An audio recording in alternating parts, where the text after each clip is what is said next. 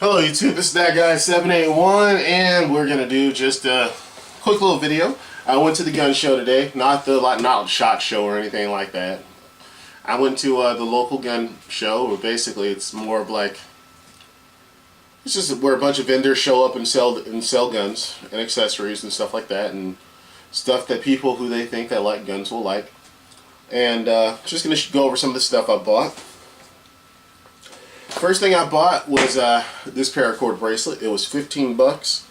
It's actually a lot thicker than my previous paracord bracelet. It's just a lot thicker. There's a little bead on it that's a skull. That's kind of interesting. I'm probably going to take the bead off, but I bought it because I like the type of paracord that was used. It actually is more in line with what I'm able to wear at my ACUs. So that's kind of cool. And of course, you know all the benefits of paracord that you can use. You know, if you're watching this video, you know all the benefits of having a paracord / survival bracelet. Next thing I purchased was 500 rounds of .223. Kind of in my hoarding ammunition phase, where I'm actually buying just a lot of ammunition and not shooting as much. So this is actually kind of my plan, and I think it's a pretty good plan. The gun show comes every like 2 or 3 months, something like that. And when I figure, I'll just buy a box of .223 500 rounds and a box of 9mm 500 rounds. And you know, on those off months, I'll just buy 22 and 45 and 38 special, and you know, some 12 gauge to supplement it. But you can always use ammo and 500 rounds, and this is 119. 128 with tax. It's actually from Precision Ammunition. You know, it's still case ammunition, but I know it works great in my SU-16, and I'm pretty sure it'll work okay in my Saiga 223 as well. So that's it. 130 bucks. Steel case ammunition, which is actually even cheaper than what I would have paid for it if I would have bought Tula or Brown Bear off of like Cheaper Than Dirt or JG sale. So it was a good buy. Next thing I picked up was just some 22 caliber ammunition. I bought some 22 Magnums for my Heritage Arms. There's your 22 Magnum there. I actually bought these for my Heritage Arm revolver because I got the Magnum cylinder and I've only got 50 rounds of 22 Magnum. And the way I figure, if I'm going to take that gun out as a possible trail gun or anything like that, I know most people stake their life on a Heritage Arms or whatever, but I don't know. I play with mine enough, and I think it's good enough for the job.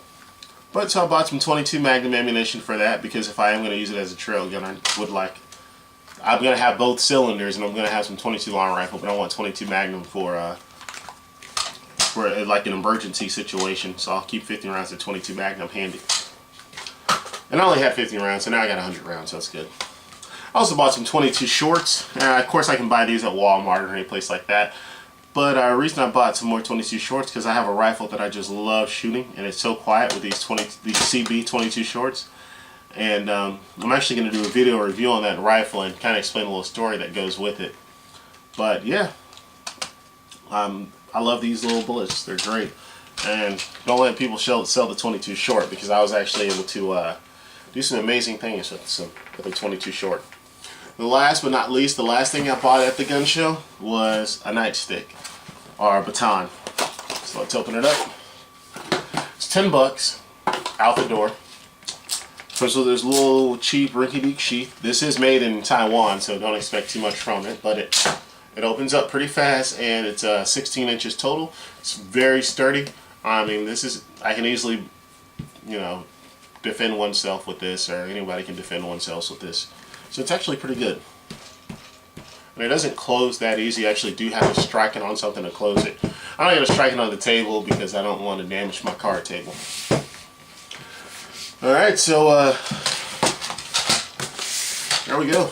There are my purchases that I made for the gun show 2011 in August.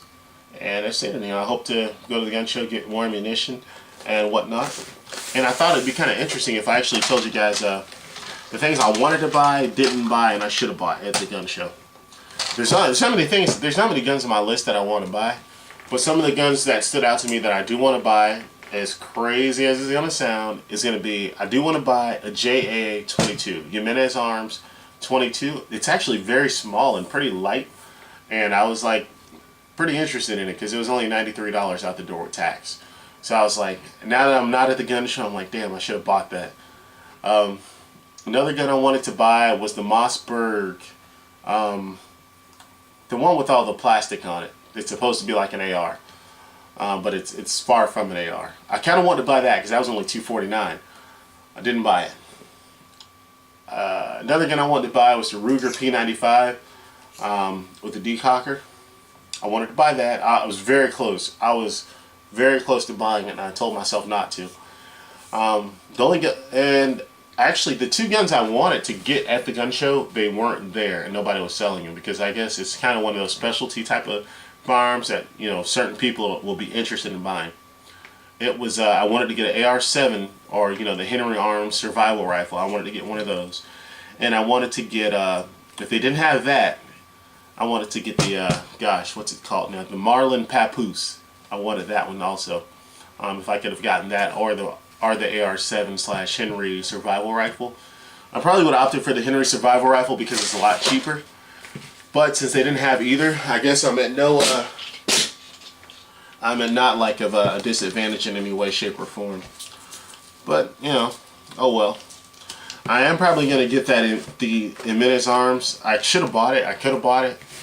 I could have bought all the guns I wanted, but it was kind of like one of those situations where, yeah, I want it, but how bad do I want it, and do I really need it? Because I already have you know, I have a small 22, my Phoenix Arms, which is actually fairly awesomely reliable. And the Mossberg Plinkster, or Plinkster Tactical, or whatever it's called, I already have, you know, my Ruger 1022, so that would have been unnecessary. The only 22 rifle I'd use for hardcore use that I want, and not quote unquote as a survival rifle, would be the Smith & Wesson M&P 1522, because in the National Guard we really don't train as much as I'd like to with as far as firearms and shooting, and I like to shoot for cheap, so I tend to shoot my 22s a lot more than I do any other caliber of firearm I have. So I really think that would have been a good asset to my collection.